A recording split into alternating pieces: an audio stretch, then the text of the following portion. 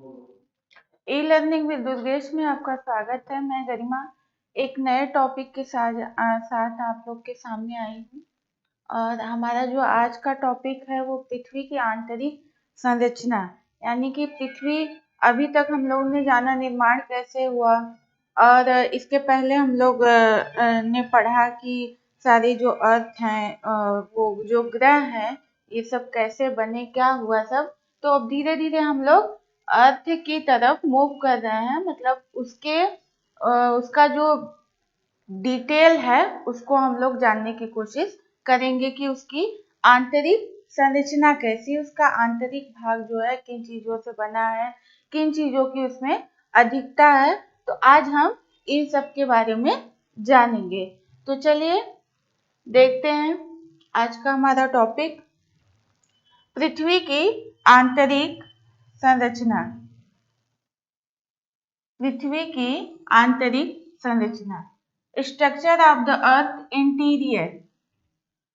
सबसे पहले ये जानना जरूरी है कि इसका घनत्व कितना होता है, मतलब ओवरऑल जो अर्थ है और जो सेंटर है उसका जो ऊपरी परत है, धरातली भाग है जिस पे हम लोग रहते हैं, उसका घनत्व कितना है, और जो केंद्र है उसका कितना है। तो सबसे पहले हम लोग इसका घनत्व देखते हैं कितना है। पृथ्वी की धरातली परत का घनत्व कहीं पर 3 है, कहीं पर 3.5 है, भिन्न है। इसमें भिन्नता क्यों पाई जाती है? जैसे हमारा जो धरातल है वो भी उसमें असमानता है, कहीं पे ऊंचा है, कहीं पे नीचा है।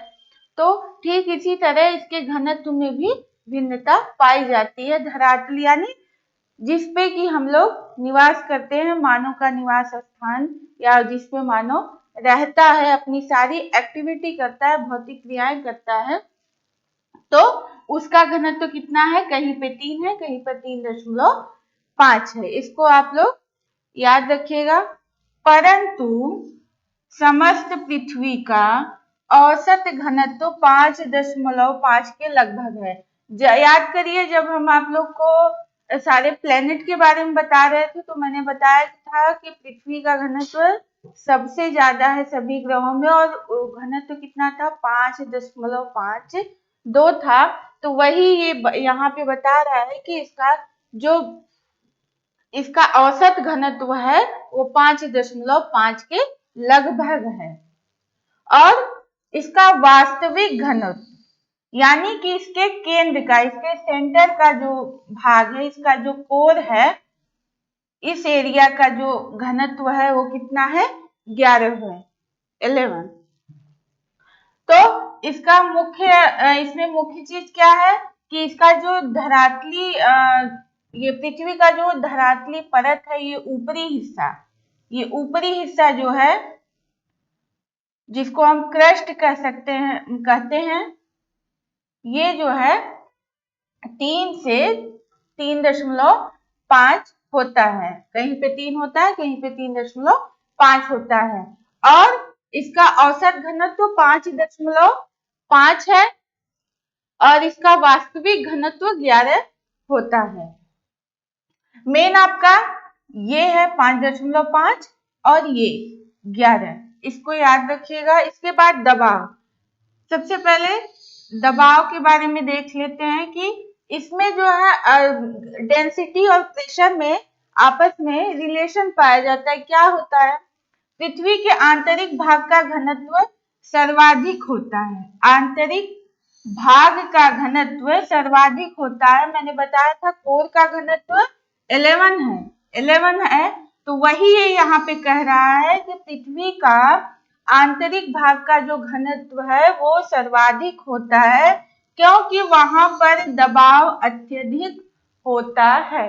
वहां पे दबाव अत्यधिक होता है। इसीलिए मैं कह रही हूँ कि प्रेशर और डेंसिटी में आपस में रिलेशन पाया जाता है। तो ये समझ जाइए कि इसका दबाव सेंटर पे अत्यधिक है इन सभी भागों का, इसलिए इसका घनत्व भी ज्यादा होता है। अब देख लेते हैं सामान्यतः जो तापमान के बारे में जो पहले विचार थे उनके बारे में देख लेते हैं कि तापमान कितना था, माना गया उनका टेम्परेचर विवर्तनिक रूप से सक्रिय क्षेत्रों में। अब ये वर्ड आया है विवर्तनिक रूप से। अब ये क्या होता है, इसके बारे में हम लोग को जानना है। आगे हम लोग इस पर चर्चा करेंगे, लेकिन थोड़ा सा इसके बारे में ये शब्द आया है तो इसको हम बता रहे ये है क्या। जैसे हमारा अर्थ है, महाद्वीप है, जितने भी सारे महाद्वीप है वो सब जो है महाद्वीप महासागर ये सभी जो है एक प्लेट पे टिके हुए हैं। मतलब ये इसका जो धरातल है ये एक तस्तरी नुमा जो है उस पे तैर रहा है, ये माना गया है। तो इसी हिस्से को हम लोग क्या कहते हैं, प्लेट टेक्टोनिक। और ये यहाँ पे कह रहा है कि विवर्तनिक रूप से सक्रिय, यानी कि ये जो हिस्सा है, मान लीजिए कि ये है हिस्सा, ये वाला हिस्सा ये है, ये हो गया, ये हो गया, ये हो गया, आपका इधर हो गया। तो ये सारी प्लेटें हैं। हाँ, और इसके बाद ये कहा गया है कि ये स्थिर नहीं होती हैं, ये मूव करती रहती है, चलती रहती हैं। तो कहीं पे ये स्थिर होती है, कहीं पे ये आपस में जुड़ी होती है, यहाँ जैसे ये यहाँ पे मिल रही है तो ये चलती रहती है। तो वही यहाँ पे कह रहा है कि स्थिरता नहीं होती है। तो कह रहा है विवर्तनिक रूप से सक्रिय क्षेत्रों में सतह से 43 किलोमीटर की गहराई, कितने किलोमीटर, 43 किलोमीटर की गहराई पर तापमान 1000 डिग्री सेंटीग्रेड रहता है। 43 किलोमीटर की गहराई पर तापमान हमारा कितना रहता है, 1000 डिग्री सेंटीग्रेड रहता है या होता है। तो मतलब कि ये जो प्लेटें हैं ये जिस एरिया में मूव करती हैं, जहां पे ये जैसे अब ये वाला हिस्सा है, ये आके ये इसका जो है बाउंड्री बनाता है, ये दोनों आपस में यहाँ पे मिल गई हैं। तो इसको कहा जाएगा कि ये वाला हिस्सा विवर्तनिक रूप से सक्रिय है, यहाँ पे अर्थक्वेक और वोल्केनो वाली घटनाएं होती रहती हैं। तो यहाँ पे ये कहा गया है कि 43 किलोमीटर की गहराई पर तापमान 1000 डिग्री सेंटीग्रेड होता है। और जबकि विवर्तनिक रूप से स्थिर प्रदेशों में, यानी कि जहां पे जैसे ये वाला आपका बीच वाला हिस्सा आप ले लीजिए, यहाँ पे स्थिरता पाई जाती है कहीं। तो यहाँ पे ये कह रहे हैं कि विवर्तनिक रूप से स्थिर प्रदेशों में, जहां पे कि आपकी अर्थक्वेक वोल्केनो की घटनाएं नहीं होती हैं या कम पाई जाती हैं, इसका मतलब है कि वहां पे आपका ये जो एक्टिविटी है प्लेट टेक्टोनिक की वो नहीं होती है या कम होती है, क्योंकि जब ये मूव करेगा तो ये वाला हिस्सा ज्यादा इफेक्टिव होगा, ये किनारे वाला हिस्सा ज्यादा इफेक्टिव होगा और बीच वाला जो है इस पे ज्यादा इफेक्ट नहीं पड़ेगा। तो यही कह रहा है कि विवर्तनिक रूप से स्थिर प्रदेशों में 40 किलोमीटर की गहराई पर तापमान 500 डिग्री सेंटीग्रेड ही रहता है। अब दो चीजें इसमें बताई गई हैं, इसको याद रखिएगा। 43 किलोमीटर की गहराई पर 1000 डिग्री सेंटीग्रेड और 40 किलोमीटर की गहराई पर 500 डिग्री सेंटीग्रेड आपका तापमान पाया जाता है। अब चलिए ये बता दिया, अब आगे जो है देखते हैं हम क्या है हमारा। तो 3 चीजें हमने बताई। आज पृथ्वी की आंतरिक संरचना में सबसे पहले डेंसिटी क्या है, दबाव और तापमान, ये तीनों जो है इसमें आपको ये इंपॉर्टेंट है, ये याद करना है, याद रखिएगा, ये याद रखिएगा। और ये कॉन्सेप्ट अगर आपको इसका प्रेशर का पता रहेगा कि इसका रिलेशन क्या होता है तो आप क्वेश्चन सॉल्व कर लेंगे। तापमान ये याद रखिएगा, और ये जो टेक्टोनिक एक्टिविटी बताया है, एक्टिव बताया है, इसको याद रखिएगा कि इतने पर कितना, 43 पर 1000 होता है और 40 किलोमीटर पर 500 डिग्री सेंटीग्रेड होता है। चलिए अब आगे बढ़ते हैं।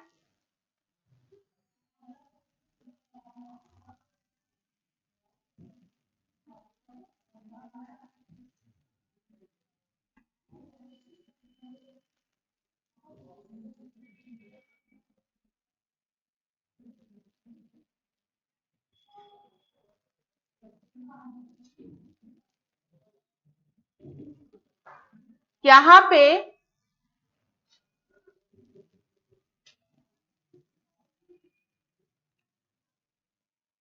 अब इसके बाद हमको देखना है, हमने टेम्परेचर, डेंसिटी, प्रेशर इसको देख लिया, जान लिया। अब इसके बारे में, अब इसके बाद जो है एक विद्वान हुए स्वेस, उन्होंने पृथ्वी को 3 भागों में बांटा, 3 हिस्सों में बांटा। वो किस आधार पे बांटा? उसमें जो रासायनिक तत्व हैं, जो खनिज है, उसके आधार पे उन्होंने बांटा। मतलब जिस तत्व की अधिकता है उसके आधार पे उन्होंने पृथ्वी को 3 परतों में बांटा, पृथ्वी की आंतरिक संरचना को। चलिए देखते हैं। और इसका जो नाम इन्होंने दिया वो इन्हीं तत्वों की मात्रा की अधिकता के आधार पे दिया है। तो पहला इन्होंने बताया, पहला इन्होंने क्या बताया? सियाल। पहला जो इन्होंने प्रकार बताया वो कौन सा बताया? पहला हिस्सा सियाल, SiAl। इसके नाम से स्पष्ट है, Si से सिलिका, Al एल्यूमिनियम, इन दोनों के नाम से इसका नाम पड़ा सियाल। अगर आप इतना भी आपको याद रहेगा, इतना भी कॉन्सेप्ट आपको इसका पता रहेगा, तो आप जो है ये समझ जाएंगे कि ये किस हिस्से की बात कर रहे हैं, किस हिस्से के बारे में बता रहे हैं। तो सियाल इसके नाम से ही स्पष्ट है कि इसमें सिलिका और एल्यूमिनियम की मात्रा अत्यधिक पाई जाती है। मैंने पहले भी बताया कि इसमें इन्होंने तत्वों के आधार पे इस जो अपना क्लासिफिकेशन किया है उन तत्वों के आधार पे। इस परत की रचना ग्रेनाइट चट्टानों से हुई है और ये पृथ्वी का ऊपरी हिस्सा है। क्रस्ट के बाद का जो हिस्सा है उन्होंने उसको सियाल नाम दिया। उन्होंने कहा कि इसमें सिलिका, एल्यूमिनियम की अधिकता पाई जाती है। इसका औसत घनत्व 2.9 होता है। औसत घनत्व इसका कितना होता है? 2.9। औसत गहराई इसकी 50 से 300 किलोमीटर होती है। कितनी होती है? 50 से 3 किलोमीटर। तो मेन इसमें 2 चीजें बहुत इंपॉर्टेंट है जो कि एग्जाम में अक्सर पूछी जाती है। क्या है कि सियाल में किन तत्वों की अधिकता पाई जाती है? तो नाम से ही स्पष्ट है, सिलिका, एल्यूमिनियम, इसको याद रखिएगा। इसके बाद घनत्व कितना है इसका? 2.9, यानी स्वेस के अनुसार सियाल का घनत्व कितना है? 2.9। ये 2 चीजें बहुत इंपॉर्टेंट है, इसको आप याद रखिएगा। और इसकी गहराई 50 से 300 किलोमीटर है। इसके बाद जो उन्होंने बताया कौन सा हिस्सा आता है? सीमा। इसके बाद जो हिस्सा आता है अर्थ का, सियाल के बाद सीमा आता है। इसको भी नाम से ही इसके स्पष्ट है, SiMa। Si silica, Ma magnesium. Silica और मैग्नीशियम की इसमें अधिकता पाई जाती है। किसकी अधिकता पाई जाती है? सिलिका मैग्नीशियम की अधिकता पाई जाती है। इसमें इस तत्व की प्रधानता होती है। चलिए, हाँ, इसका निर्माण बेसाल्ट आग्नेय शैलों से हुआ है। अब ये शैल क्या होती है, आग्नेय शैल कौन सी है, क्या होता है, इसकी विशेषता क्या है, कितनी शैलें कितनी प्रकार की होती हैं, इसके बारे में हम लोग आगे जो पढ़ेंगे। पहले अर्थ की जो हमारी आंतरिक संरचना है, इंटीरियर पार्ट जो है उसके बारे में जान लेते हैं। तो इस पर कि इसका इतना याद रखिएगा कि इसका निर्माण बेसाल्ट आग्नेय शैलों से हुआ है और सियाल का निर्माण ग्रेनाइट चट्टानों से हुआ है। इसके बाद इसका औसत घनत्व कितना है? 2.9 से 4.7। 2.9 से 4.7। इसको याद रखिएगा, ये पूछ सकता है आपके एग्जाम में, इंपॉर्टेंट है ये दो चीजें, ये दोनों याद रखिएगा। और इसकी गहराई 1000 से 2000 किलोमीटर तक है। 1000 से 2000 किलोमीटर तक पाई जाती है। इसके बाद आता है हमारा निफे, तीसरा हिस्सा और अंतिम, तीसरा और अंतिम परत ये है, यानी कि ये बीच का भाग है, पृथ्वी के मध्य के भाग के बारे में ये बता रहे हैं। तीसरा भाग है ये। इसकी रचना किससे हुई है? NiFe, निफे यानी निकिल और फेरियम, किससे हुई है? निकिल और फेरियम। ये सेंटर का, ये पृथ्वी का जो सेंटर है, कोर है, उसके बारे में ये बता रहे हैं। यानी कि जो पृथ्वी के मध्य का भाग है उसको इन्होंने निफे नाम दिया। क्यों नाम दिया? क्योंकि वहां पे निकिल और फेरियम की अधिकता पाई जाती है। और इसका घनत्व 11 है। मैंने पहले भी बताया कि कोर का जो घनत्व है वो 11 है, वास्तविक घनत्व उसका 11 है, और जो औसत घनत्व है वो 5.5 है। तो इसको याद रखिएगा। निकिल फेरियम की मात्रा ज्यादा पाई जाती है, जिसकी वजह से इसका नाम पड़ा निफे। घनत्व 11 होता है इसका। एक बार फिर से देखते हैं, सियाल, सियाल वो सबसे ऊपरी परत है जिसमें सिलिका एल्युमिनियम की अधिकता पाई जाती है। 2.9 इसका औसत घनत्व होता है। इसकी गहराई 50 से 300 किलोमीटर होती है। इसके बाद आता है सीमा। सीमा में किस तत्व की अधिकता होती है? सिलिका मैग्नीशियम की अधिकता होती है। इसका औसत घनत्व 2.9 से 4.7 होता है। इसकी गहराई 1000 से 2000 किलोमीटर होती है। इसके बाद आता है निफे, बीच का भाग, तीसरा अंतिम भाग होता है ये, और इसकी रचना निकिल और फेरियम से हुई है। इसका घनत्व, सेंटर का घनत्व कितना है इसके? 11 है। तो इस तरह स्वेस के अनुसार उन्होंने पृथ्वी को 3 भागों में बांटा, और किस आधार पर बांटा? उसमें जिन तत्वों की अधिकता पाई जाती है उसके आधार पर उन्होंने पृथ्वी को 3 भागों में बांटा। अब इसको हम फिगर के साथ आपको बता देते हैं।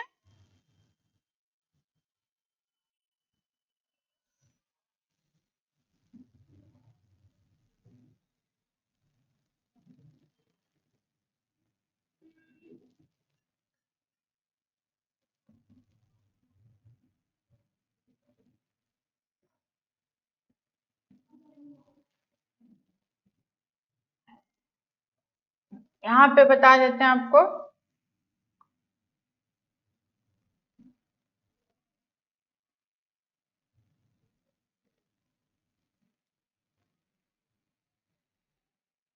उन्होंने, यानी स्पेस ने जो पृथ्वी को 3 भागों में बांटा था, उसी को हम आपको फिगर से बता रहे हैं, जिससे आपको समझ में आ जाए अच्छे से।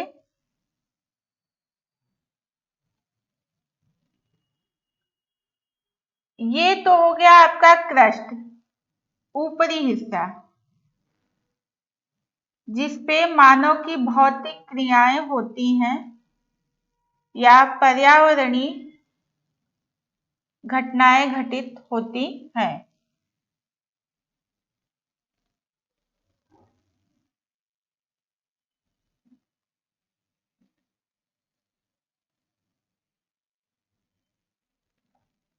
ये क्रस्ट वाला हिस्सा हो गया क्रस्ट। इसके बाद इन्होंने बताया था, सबसे पहले क्या, कौन सी परत बताई थी, सियाल।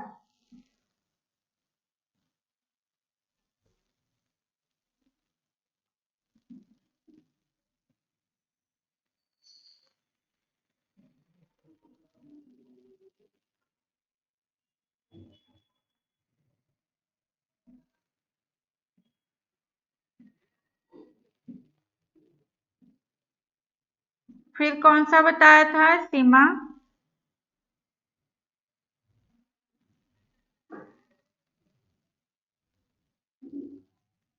सियाल, सीमा, और ये बीच का निफे है, और ये ऊपरी हिस्सा इसका क्रस्ट, ये वाला हिस्सा क्रस्ट हो गया, धरातली हिस्सा। इसके बाद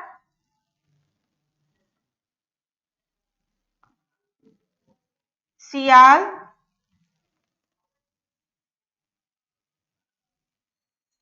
ये वाला हिस्सा सीमा,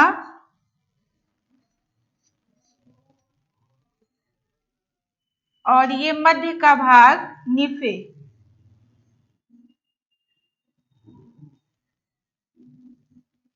निफे हो गया।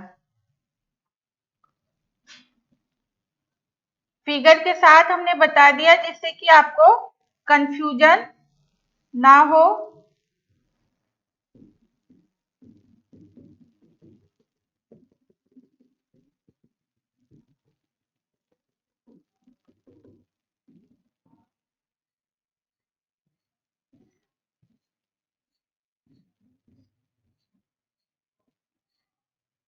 और ये बीच का भाग हो गया। ये सबसे पहले क्या इन्होंने बताया था, सियाल, जिसका घनत्व कितना होता है, 2.9 इन्होंने बताया था सियाल का। सीमा का 2.9 से 4.7 बताया था इन्होंने। और सेंटर का यानी निफे का घनत्व 11 बताया था। तो ये इस तरह से उन्होंने स्ट्रक्चर के साथ अपना क्लासिफिकेशन दिया था, यानी पृथ्वी को 3 परतों में उन्होंने बांटा था, और जो तत्व पाए जाते हैं उसके आधार पे, यानी रासायनिक तत्वों के आधार पे। चलिए अब आगे हम लोग देखते हैं।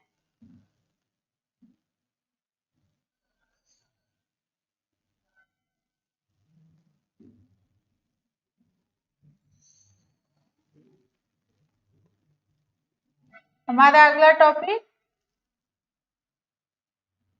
ये तो हुआ जो पहले से के लोग जो है उन्होंने बताया पृथ्वी के आंतरिक संरचना के बारे में अनुमान के आधार पे, लेकिन वैज्ञानिकता के आधार पे और जो भूकंपी लहरें होती हैं, जो अर्थक्वेक आता है, उसमें जो वेव्स होती है, अर्थक्वेक के बारे में हम लोग नेक्स्ट क्लास में जानेंगे। लेकिन यहाँ पे जो हम लोग पृथ्वी की आंतरिक संरचना के बारे में जो जानकारी पता है, यानी कि जो हम लोग अध्ययन कर रहे हैं, वो किस आधार पे, भूकंपी लहरों की गति की भिन्नता के आधार पे, यानी कि 3 तरह की वेव्स होती हैं, PLS, PSL।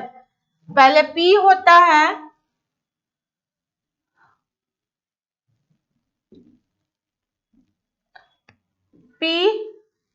PSL। सामान्यतः आप जान जाइए 3 तरह की वेव्स होती हैं, PSL। तो इन्हीं के आधार पे ये पूरे अर्थ के अंदर तक उसके कोर तक प्रवेश करती हैं। इसी के आधार पे, इसकी गति के आधार पे कि कहाँ पे इसकी गति कम है, कहाँ पे ज्यादा हो रही है, इस आधार पे हम लोग पृथ्वी की आंतरिक संरचना के बारे में जान पाए हैं। तो वही यहाँ पे कहा गया है कि भूकंपीय लहरों की गति की भिन्नता और international union of geodesy and geophysics शोधों के आधार पे ये जो ये अभिनव मत है यानी रिसेंट व्यू जो है, जो वर्तमान में प्रचलित है, माना गया है, तो इन्हीं के आधार पे इसको बताया गया है। तो चलिए देखते हैं कि इसमें क्या है। इसको 3 भागों में बांटा गया है, क्रस्ट, मेंटल, कोर। अब इसको कैसे समझना है, इसको देख लेते हैं। पहले क्रस्ट क्या होता है, मेंटल क्या होता है और कोर क्या होता है। मान लीजिए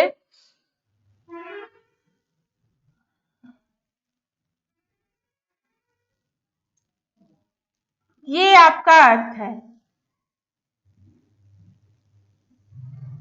ये है, तो इसमें तो मतलब लोग पूरा ना बता के इसके कुछ हिस्से को इस तरह से लेकर इसका वर्णन करते हैं या आंतरिक संरचना के बारे में बताते हैं। तो देखते हैं हम लोग इसको इस तरह।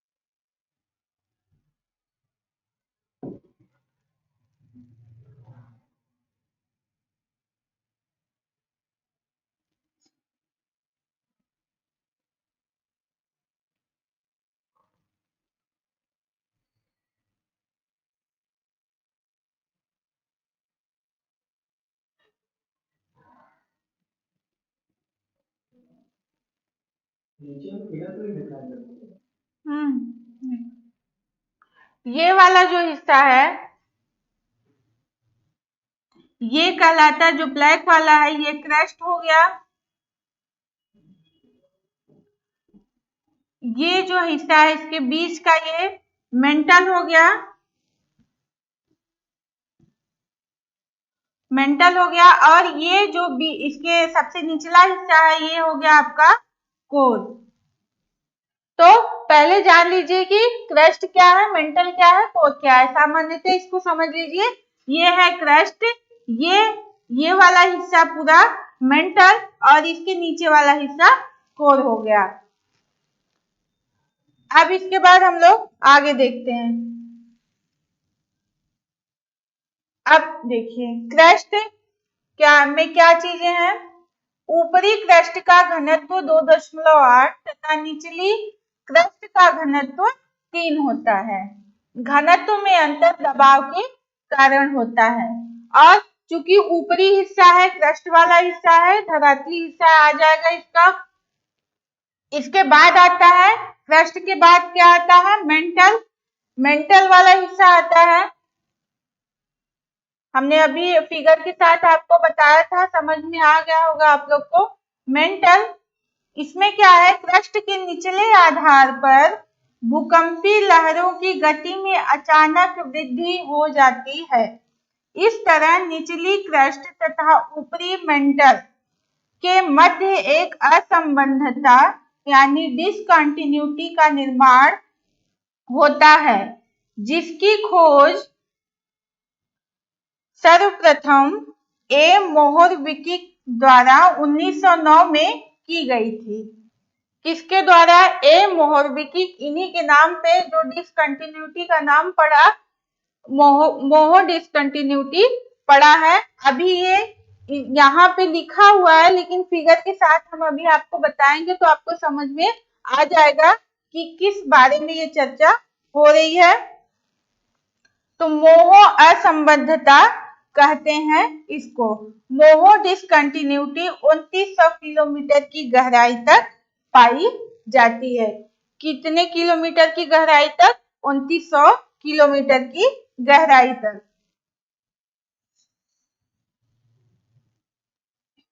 चलिए आगे देखते हैं।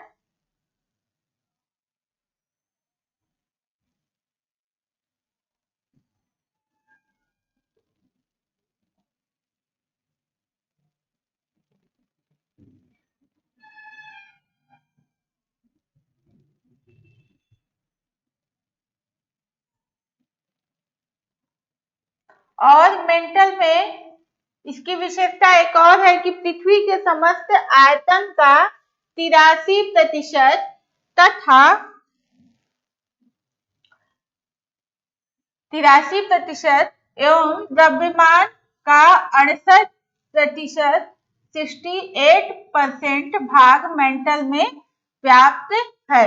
इसको याद रखिएगा, कभी कभी एग्जाम में पूछ देता है कि पृथ्वी के समस्त आयतन का मेंटल में कितना प्रतिशत व्याप्त है या अवस्थित है। आगे देखते हैं हम लोग।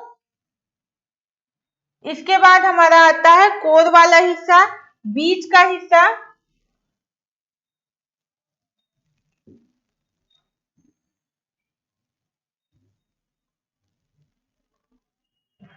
बीच वाला हिस्सा हम लोग देखते हैं कि इसकी क्या विशेषता है, इसमें क्या चीजें होती हैं। अंतरतम यानी कोर का विस्तार 2900 किलोमीटर, मेंटल से कोर का विस्तार 2900 किलोमीटर से पृथ्वी के केंद्र यानी 6371 किलोमीटर तक होता है। 6371 किलोमीटर तक होता है। कितने किलोमीटर तक? 2900 से 6371 किलोमीटर तक कोर का विस्तार होता है। मेंटल और कोर की सीमा को गुटेनबर्ग विचार्ड डिसकंटिन्यूटी कहते हैं। गुटेनबर्ग, ये जो डिसकंटिन्यूटी है, अभी इसके बारे में हम आपको बताएंगे तो समझ में आ जाएगा कि ये बार बार ये वर्ड क्यों आ रहा है। इस सीमा के सहारे घनत्व में अत्यधिक परिवर्तन तथा भूकंपीय लहर की गति में अचानक वृद्धि होती है। ये जो एक सीमा होती है, एक लिमिट होती है, जहां पे दो विपरीत स्वभाव वाले क्षेत्र आपस में मिलते हैं, वहां पे उनकी बाउंड्री लाइन होती है। तो वही ये डिसकंटिन्यूटी बताया है और ये कह रहा है कि वहां पे उस स्थान पे भूकंपीय लहरों की गति में अचानक वृद्धि हो जाती है। भूकंपीय लहरों की गति में अचानक आपकी वृद्धि हो जाती है। और इसके बाद कोर का घनत्व मेंटल के घनत्व से 2 गुना से अधिक होता है। अभी फिगर में आप देखेंगे कि उसका घनत्व काफी अधिक है, अत्यधिक है, किंतु इसका आयतन समस्त पृथ्वी के आयतन का 16% तथा समस्त द्रव्यमान का 32% है। अब आप खुद अंदाजा लगा लीजिएगा कि मेंटल में कितना था, 83% और 68% था। इसमें 16% और 32% है। कितना डिफरेंस पाया जाता है, आप लोग खुद अंदाजा लगा सकते हैं। इसके बाद आउटर कोर यानी कि कोर का ऊपरी हिस्सा। सपोज दैट ये वाला है, ये हिस्सा है, तो ये वाला हिस्सा इनर कोर हो गया, ये ऊपर वाला हिस्सा आउटर कोर कहलाएगा। तो वही यहाँ पे ये कह रहा है कि आउटर कोर का विस्तार 2900 से 5150 किलोमीटर की गहराई के बीच पाया जाता है। कितने गहराई के बीच? 2900 से 5150 किलोमीटर की गहराई के बीच आपका आउटर कोर पाया जाता है या अवस्थित होता है। यहाँ भूकंपीय लहर प्रवेश नहीं कर पाती है, अतः इस मंडल के तरल अवस्था में होना चाहिए। इस मंडल को तरल अवस्था में होना चाहिए। मैंने बताया था कि 3 तरह की वेव्स होती हैं पी एस एल, जिसमें से एस जो वेव्स होती है वो तरल भागों में, लिक्विड वाले भागों में वे चल नहीं पाती हैं, एंट्री नहीं कर पाती हैं, वो समाप्त हो जाती है, उसमें प्रवेश नहीं कर पाती हैं। तो इस वाले हिस्से में जो एस वेव्स होती है, वो नहीं पहुंच पाती है। इस आधार पर ये अनुमान लगाया जाता है कि पृथ्वी का जो आउटर कोर का हिस्सा है वो तरल अवस्था में होना चाहिए। और सारा जो हम लोग पढ़ रहे हैं बस इन्हीं, ये जो वेव्स हैं, अर्थक्वेक का जो वेव्स है, इन्हीं के आधार पे इसकी गणना की गई है। इसके बाद हमारा आ गया इनर कोर, 5150 से 6371 किलोमीटर की गहराई तक अवस्थित है। कितने तक? इनर कोर 5150 से 6371 किलोमीटर तक की गहराई तक अवस्थित है और यह ठोस अवस्था में है। जो आउटर कोर है वो तरल अवस्था में है और जो इनर कोर है वो ठोस अवस्था में है। यानी ठोस अवस्था में होने का मतलब ये है कि इसमें जो वेव्स है वो एंट्री करती हैं, उसमें प्रवेश करती हैं और इसका जो घनत्व है 13.6 है, 13.6। और अभी हमने बताया था कि ये इसका जो घनत्व है कोर का घनत्व मेंटल के घनत्व से 2 गुना से अधिक है, यानी कि इसका घनत्व सबसे अधिक है। चलिए अब फिगर के साथ इसको हम देख लेते हैं। अगर आपको लगता है ये चीज समझ में नहीं आई है तो अभी हम फिगर के साथ इसको बताएंगे तो वो ज्यादा अच्छे से समझ में आ जाएगी आप लोग को।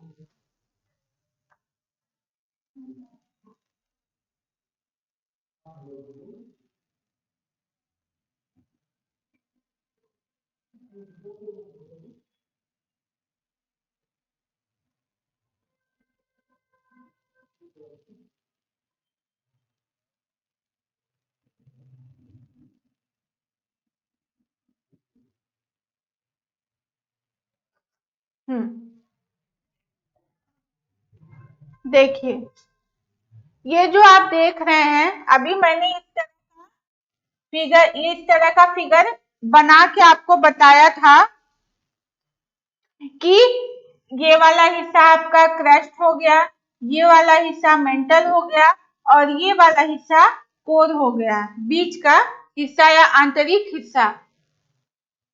तो इसमें आपको गहराई भी बताया है, घनत्व भी बता दिया है कि किसका घनत्व कितना है। सबसे पहले ये देखिए कि कोनराड असंबद्धता, मोहो असंबद्धता, रेप्टी असंबद्धता, गुटेनबर्ग असंबद्धता, लेहमैन असंबद्धता, आंतरिक कोर। तो ये जो डिसकंटिन्यूटी के बारे में ये बताया था मैंने, पहले तो बता दिया कि डिसकंटिन्यूटी होती कौन सी, कि दो विपरीत स्वभाव वाली, जब दो विपरीत स्वभाव वाले क्षेत्र जो है आपस में जिस सीमा पे मिलते हैं उसको असंबद्धता कहते हैं। अब देखिए इनको, ये कोनराड यानी कि इसको जिसने बताया, जिस वैज्ञानिक ने बताया उनका नाम कोनराड था। मोहो असंबद्धता को जिसने बताया उनका नाम मोहरविक था। मैंने अभी बताया था 1909 में उन्होंने इसकी खोज की थी।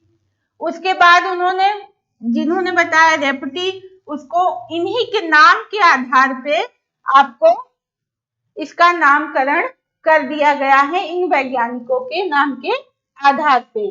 तो सबसे इंपॉर्टेंट आपका मोहो डिसकंटिन्यूटी और गुटेनबर्ग डिसकंटिन्यूटी होती है। तो पहले ये देखिए,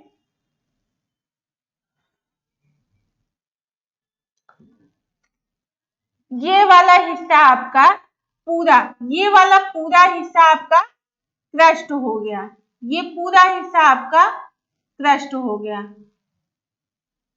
और ये ब्लैक वाला हिस्सा, ये बीच का हिस्सा आप देख रहे हैं, इसके ऊपर का हिस्सा ऊपरी क्रस्ट और इसके नीचे का हिस्सा कौन सा क्रस्ट हो गया? निचला क्रस्ट हो गया। आउटर क्रस्ट और इनर क्रस्ट हो गया, ऊपरी क्रस्ट और निचला क्रस्ट। तो अब इन कोनराड ने बताया कि इन दोनों के बीच में भी भिन्नता होती है और ये दोनों जहां पे मिलती हैं इस सीमा को कोनराड असंबद्धता कहते हैं। तो यहाँ पे ये लाइन है, ये बॉर्डर है, जहां पे ये ऊपरी क्रस्ट निचला क्रस्ट मिलता है, वहां पे इसको क्या नाम दिया गया? कोनराड असंबद्धता। कोनराड असंबद्धता। चलिए अब आगे देखते हैं, ये आपको समझ में आ गया होगा। ऊपरी क्रस्ट, निचला क्रस्ट और इन दोनों को मिलाने वाली जो लाइन होती है उसको कोनराड असंबद्धता कहते हैं, इसको याद रखिएगा। इसके बाद आता है आपका मेंटल। मेंटल वाला हिस्सा आपका यहां से लेकर यहां से यहां तक होता है। 200 से 2900 किलोमीटर इसकी गहराई होती है। इसके जो दो पार्ट किए गए हैं, ऊपरी मेंटल, निचला मेंटल। कौन सा होता है? ऊपरी मेंटल, निचला मेंटल। और ऊपरी और निचला मेंटल को जो लाइन या जो सीमा अलग करती है उसका क्या नाम है? रेपेटी डिसकंटिन्यूटी या रेपेटी असंबद्धता, उसको नाम दिया गया है। ठीक है, ये वाली लाइन इसमें बना हुआ है, ये देखिए, ये वाली लाइन है जिसके सहारे ऊपरी मेंटल और निचला मेंटल का मिलन स्थल है, यानी कि यहाँ पे ये दोनों परतें आपस में मिलती हैं। इसके बाद आपका कौन सा हिस्सा आ जाएगा? कोर आ जाएगा। कोर आपका यहां से लेकर यहां तक, ये पूरा कोर है। इसके भी दो भाग किए गए हैं, आउटर कोर, इनर कोर। ऊपर का हिस्सा आउटर कोर, नीचे का हिस्सा इनर कोर हो जाएगा आपका। और जो आउटर कोर है वो 2900 से 5150 किलोमीटर की गहराई तक पाया जाता है। 2900 से 5150 किलोमीटर की गहराई तक पाया जाता है। और जो इनर कोर है, ये वाला जो हिस्सा है, ये पूरा हिस्सा, ये 5150 से 6371 किलोमीटर की गहराई तक पाया जाता है। और इन दोनों प्रदेशों को, यानी इन दोनों हिस्सों को, आउटर कोर और इनर कोर को जो सीमा यानी जो बॉर्डर, जो लाइन जो है आपस में जोड़ती है, उसको लेह-मैन डिसकंटिन्यूटी यानी या फिर लेह-मैन असंबद्धता कहते हैं। क्या कहते हैं? लेह-मैन असंबद्धता कहते हैं। तो एक बार देखिए, ये वाला हिस्सा, ये वाली लाइन आपकी कोनराड असंबद्धता यानी ऊपरी क्रस्ट और निचले क्रस्ट को अलग करती है। ये वाला हिस्सा रेपेटी असंबद्धता यानी ऊपरी मेंटल निचले मेंटल को अलग करती है। और ये वाला हिस्सा आपका आउटर कोर और इनर कोर वाले हिस्से को अलग करता है, जिसको क्या नाम दिया गया है? लेह-मैन असंबद्धता। इसको आप लोग याद रखिएगा, भूलना नहीं है, इससे क्वेश्चन आते हैं। अब हम आगे देखते हैं। अब ये दो चीजें अभी बची हुई हैं, दो डिसकंटिन्यूटी बची हुई है।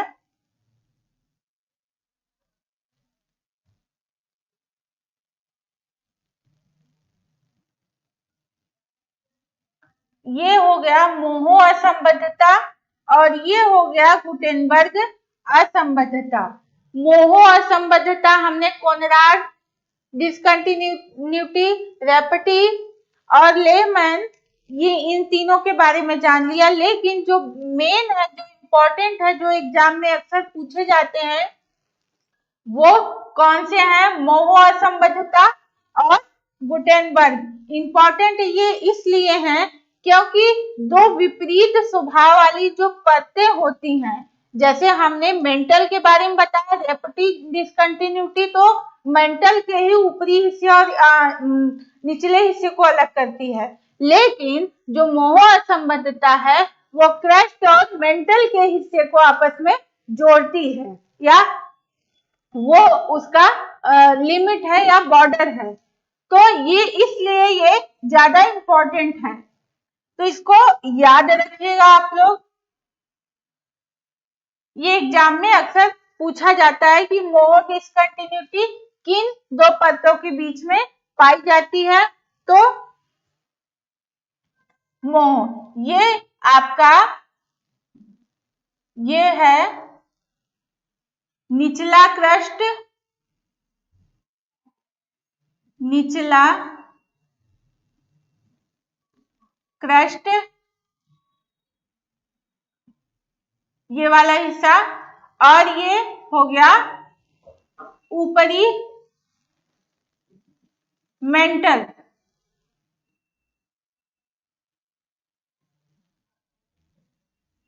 मेंटल वाला हिस्सा हो गया, ये निचला क्रस्ट और ऊपरी मेंटल वाले हिस्से को अलग करता है, यानी इसके बीच बॉर्डर बनाता है। यहाँ पे इनमें भिन्नता पाई जाती है क्रस्ट और मेंटल वाले हिस्से में। ये वाला हिस्सा देखिए,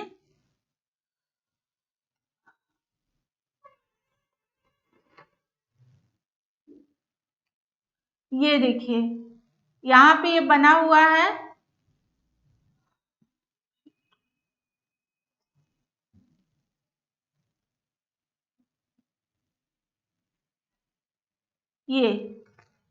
ये जो बॉर्डर है, ये जो लाइन है, ये निचले क्रस्ट और ऊपरी मेंटल को अलग करती है, इसलिए इसको क्या नाम दिया गया है? मोहो असंबद्धता। इसको सबसे पहले किसने खोजा था? मोहरविक ने, मोहरविक ने 1909 में इसी के आधार, इन्हीं के नाम के आधार पे इसको एक मोहो असंबद्धता या मोहो डिसकंटिन्यूटी नाम दिया गया है। इसके बाद हमारा दूसरा इंपॉर्टेंट चीज आती है आपका गुटेनबर्ग असंबद्धता, गुटेनबर्ग डिसकंटिन्यूटी। ये किसको अलग करता है? ये देखिए, ये निचला मेंटल है, निचला मेंटल,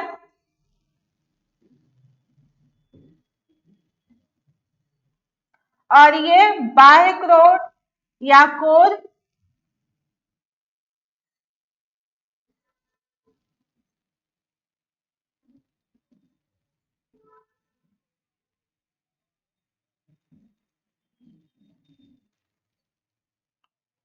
इन दोनों को ये अलग करता है, निचला मेंटल और बाह्य कोर को ये अलग करता है। इसलिए इसको, और इसको किसने बताया था? गुटेनबर्ग विचार्ड ने बताया था, गुटेनबर्ग विचार्ड ने बताया था, इसलिए इसको क्या नाम दिया गया? गुटेनबर्ग असंबद्धता नाम दिया गया है। इसके बाद मैंने लेहमैन बता दिया था, रेपेटिव असंबद्धता बता दिया था, कोनराड बता दिया था।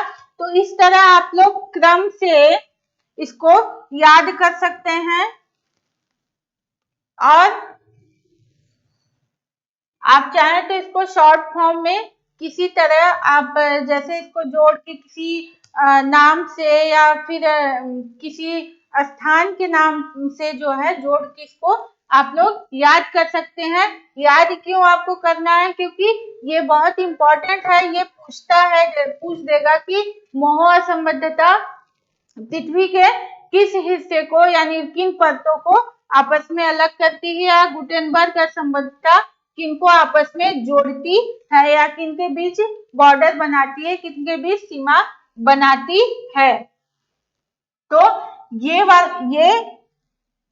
मोहो असंबद्धता और गुटेनबर्ग इसको याद रखिएगा, ये बहुत इंपॉर्टेंट है। बाकी इन सबको भी याद रखिएगा। ये क्रम से आप चाहें तो कोनराड, मोहो, रेपटी, गुटेनबर्ग, लेहमैन, इसको याद कर लीजिएगा। अब इसकी डेंसिटी यहाँ पे दिया गया है, इसको देख लेते हैं हम लोग। इसकी डेंसिटी मानी गई है 2.90। ये आपका हो गया क्रस्ट का।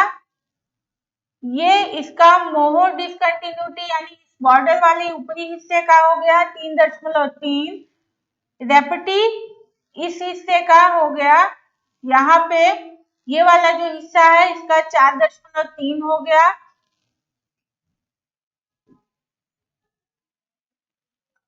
इसके बाद आपका गुटेनबर्ग हो गया। यहाँ पे इसका जो घनत्व पाया जाता है 5.5 से 10 होता है। और लेहमैन, ये बीच जो लेहमैन डिसकंटिन्यूटी है यानी कि कोर के बीच वाला जो हिस्सा है, यहाँ पे आपका 12.3 से 13.3 होता है। और एकदम सेंटर का हिस्सा, ये मध्य का हिस्सा, ये बीच का हिस्सा, एक तरह से आप ऐसे समझ सकते हैं कि ये वाला हिस्सा यहाँ पे 13.6 होता है, इसकी डेंसिटी होती है। तो इस तरह मैंने आपको फिगर के साथ बता दिया कि इसकी डेंसिटी कितनी है, गहराई कितनी है। और क्रस्ट की गहराई ऊपरी क्रस्ट की 0 से 30 किलोमीटर होता है और 30 से 200 किलोमीटर यहाँ तक ये पाया जाता है। एक तरह से आप 0 से मतलब 200 किलोमीटर तक कह सकते हैं। तो यहाँ पे इसकी गहराई भी दी हुई है। बस आपको याद करना है, इसको अच्छे से तैयार करना है जिससे कि आप एग्जाम में क्वेश्चन सॉल्व कर ले सही ढंग से। कोनराड असंबद्धता, मोहो असंबद्धता, रेपटी असंबद्धता, गुटेनबर्ग असंबद्धता, लेहमैन असंबद्धता। इसकी गहराई है, ये वाले यहाँ तक का हिस्सा आपका क्रस्ट आ जाएगा, यहाँ से यहाँ तक का मेंटल वाला हिस्सा आ जाएगा और यहाँ से लेके यहाँ तक का हिस्सा यानी भाग आ जाएगा आपका कोर वाला हिस्सा। इसकी गहराई भी बगल में दी है और घनत्व भी दिया हुआ है। इसको आप लोग अच्छे से तैयार करिएगा, ये एग्जाम के दृष्टि से बहुत ज्यादा इम्पोर्टेंट है। अब आगे देखते हैं, एक चार्ट है, उसको आपको तैयार करना है, याद करना है।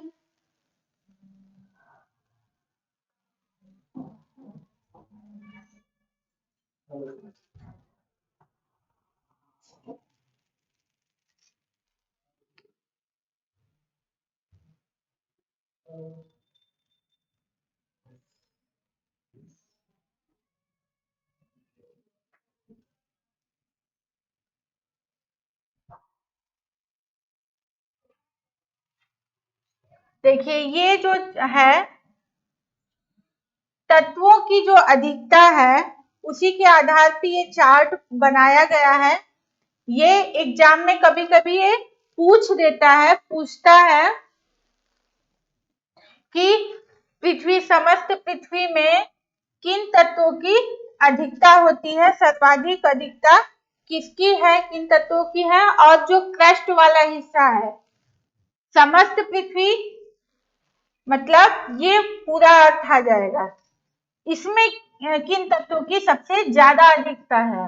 तो वो एक तरफ बताया गया है प्रतिशत के साथ, और क्रस्ट को यानी कि केवल ऊपरी वाले हिस्से में, धरातली हिस्से में, क्रस्ट वाले हिस्से में किन तत्वों की अधिकता है।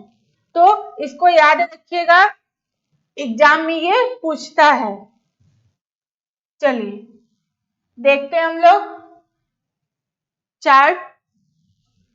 तत्व कौन सा है सबसे ज्यादा जो पाया जाता है पूरे अर्थ में यानी पूरी पृथ्वी में, सबसे ज्यादा किसकी अधिकता है?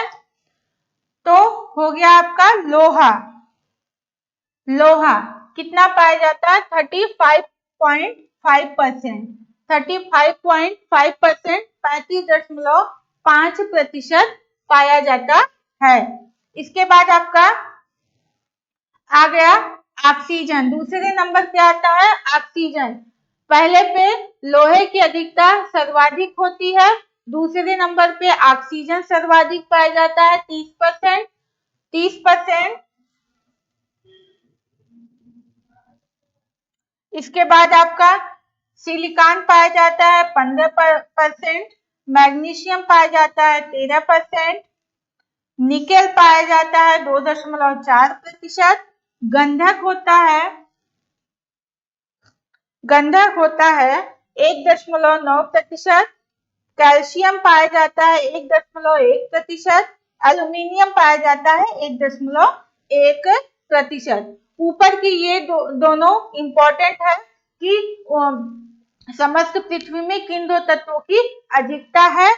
तो आप सबसे पहले 35.5% लोहा पाया जाता है, ऑक्सीजन 30% पाया जाता है, सिलिकॉन 15%, मैग्नीशियम 13%, निकेल 2.4%, गंधक 1.9%, कैल्शियम 1.1%, एल्यूमिनियम 1.1% पाया जाता है।